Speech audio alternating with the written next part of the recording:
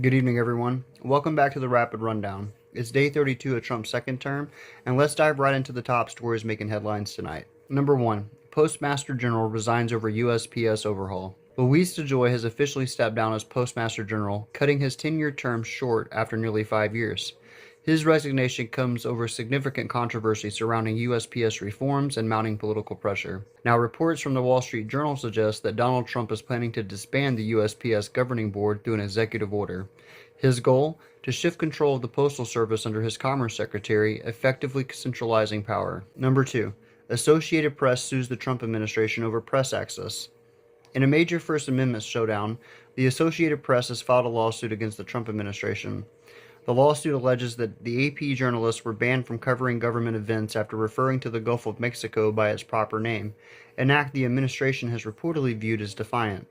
The AP argues this is a blatant retaliation and a direct attack on press freedoms. Number 3. Georgia Rep faces backlash from constituents. Republican Representative Rich McCormick faced an unexpectedly hostile reception during a town hall in his Georgia district last night.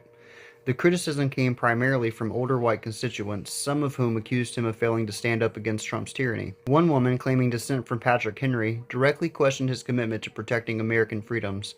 McCormick, clearly rattled, compared the intensity of the crowd's frustration to the chaos of January 6, calling out their volume and energy as unsettling. It's safe to say the folks are tired of the both-sidism. Tyranny is rising in the White House, and a man has declared himself our king. So I would like to know, rather, the people would like to know what you, congressmen, and your fellow congressmen are going to do to rein in the megalomaniac in the White House.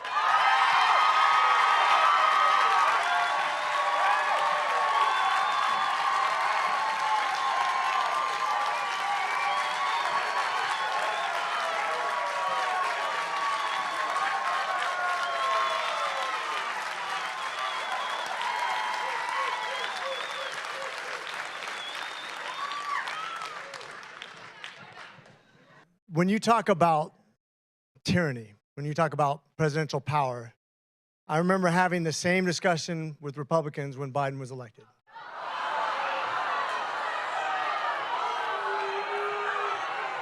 The funny thing is,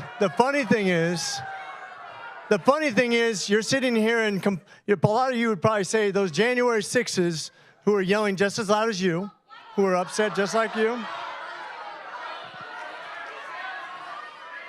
and not listening. Hey, let's restore some order. Let's restore some order. Hey, let's restore some order. So yelling at me is not going to get any answer, okay?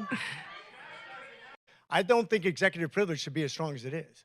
I think we're out of balance right now. I think your direct representation, whether you like me or not, I'm the closest thing you have to a representative. Your senator's not going to be as representative as me.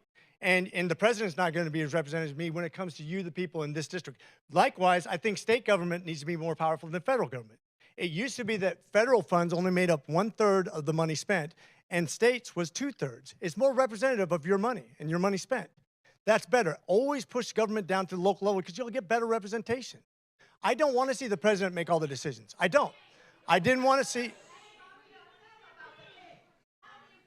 Do you not want to hear that I just said? I answered it directly. I said, I don't want to see any president be too powerful. Our recap this evening: the governor of Maine stood up to Trump to his face and declared, "I'll see you in court." That's the bold, fearless leadership our democracy demands. When leaders call out injustice in real time, they remind us that our voices matter and that silence only empowers those who abuse power. Let's stand together, demand accountability, and protect our future. Is Maine here, the governor of Maine? Well, are you not going to comply with it? I'm complying with state and federal laws. We are the federal law. Well, you better do it. You better do it because you're not going to get any federal funding at all if you don't. And by the way, your population, even though it's somewhat liberal, although I did very well there, your population doesn't want men playing in women's sports. So you better comply because otherwise you're not getting any federal funding. See you in court. Every state, good, I'll see you in court. I look forward to that. That should be a real easy one.